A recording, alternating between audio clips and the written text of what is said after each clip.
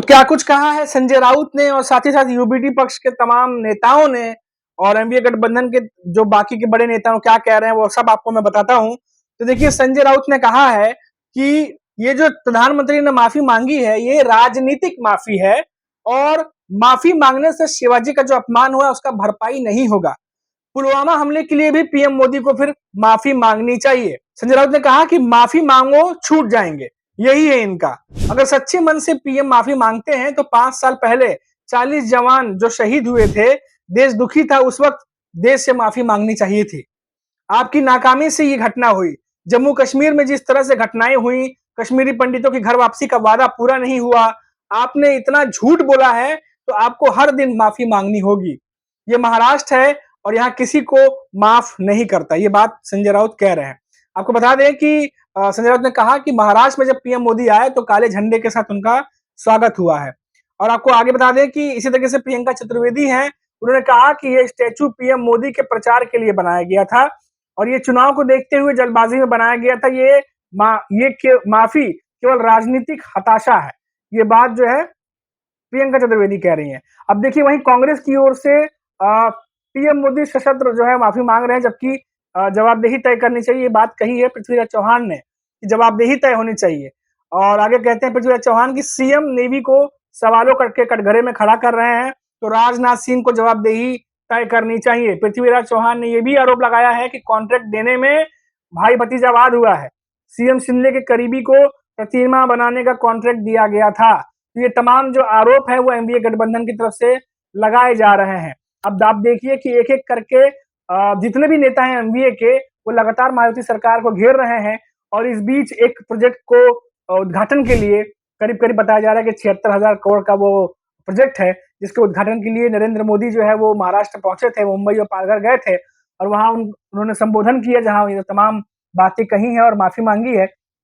और इसी बीच क्योंकि ये मामला महाराष्ट्र में गरमाया हुआ है और इसी बीच नरेंद्र मोदी जो है वो आते हैं और माफी मांगते हैं, तो जाहिर सी बात है कि और मामला जो है वो तूल पकड़ेगा ही पकड़ेगा, क्योंकि लगातार एनडीए गठबंधन जो है वो महायुति सरकार को घेर रहा था इस मामले पर।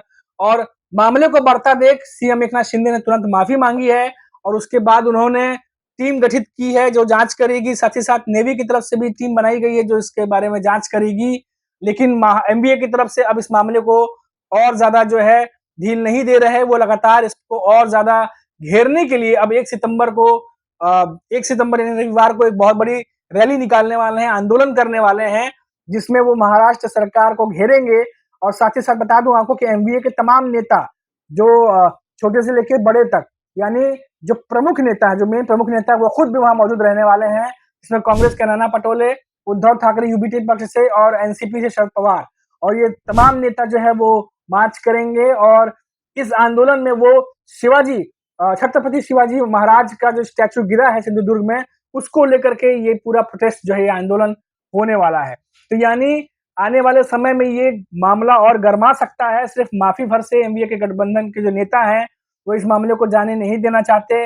और लगातार मैंने आपको बताया कि संजय राउत क्या कह रहे हैं कि पीएम मोदी की जो माफी है ये राजनीतिक माफी है और ये जो दिल से अगर माफी मांगते हैं तो तमाम घटनाएं जो घटित हुई हैं मौजूदा सरकार के नाकामियों की वजह से, उस पर भी उन्हें माफी मांगनी चाहिए।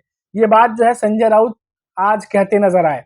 वहीं आप प्रियंका चतुर्वेदी की भी मैंने बयान सुनाई और यही बात शरद पवार भी कह चुके हैं कि भ्रष्टाचार जो है इस सरकार में चरम पर है और ये तमाम जो चीजें की गई थी ये चुनाव में जो है एक तरीके से दिखाने के लिए की गई थी और जल्दबाजी में ये स्टैचू बनाया गया था छत्रपति शिवाजी महाराज का और इनॉग्रेशन किया गया, जिसके बाद नतीजा ये हुआ कि 7-7.5 महीने बाद जो है ये स्टैचू गिर जाता है।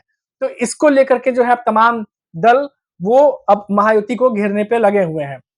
अब देखिए, इस पर अजीत पवार एक बड़े ही अलग तरीके से इस मामले पर नजर आए हैं। एक तरफ तो तमाम एनडीए के गठबंधन के जो दल हैं, सारे बड़े दल, वो वही कर रहे हैं जिसकी उम्मीद थी, मायावती सरकार को घेरने की कोशिश। मायावती सरकार की तरफ से एकनाथ शिंदे और बीजेपी की तरफ से ये कोशिश की जा रही है कि जल्द से जल्द इस मामले को ठंडा किया जाए। माफी मांगी गई है सीएम की तरफ से, पीएम की तरफ से। उसके बावजूद जो है एक नेता ऐसे हैं गठबंधन दल के, अजीत पवार की एनसीपी, जो अपने ही सरकार के खिलाफ जिन्होंने आंदोलन किया, प्रोटेस्ट किया।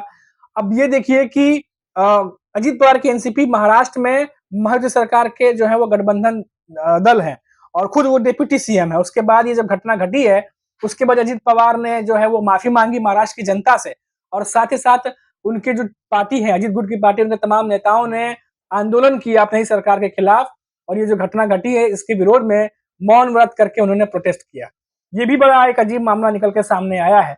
तो एक तरह से लग रहा है कि जो अजीत पवार है, अभी उन्होंने हाल ही में जन सम्मान यात्रा जो है वो संपन्न की है, और काफी ज्यादा खर्चे वर्चे भी हुए हैं, और काफी ज्यादा समय गया है, काफी मेहनत हुई है, काफी जगहों पर वो घूमे।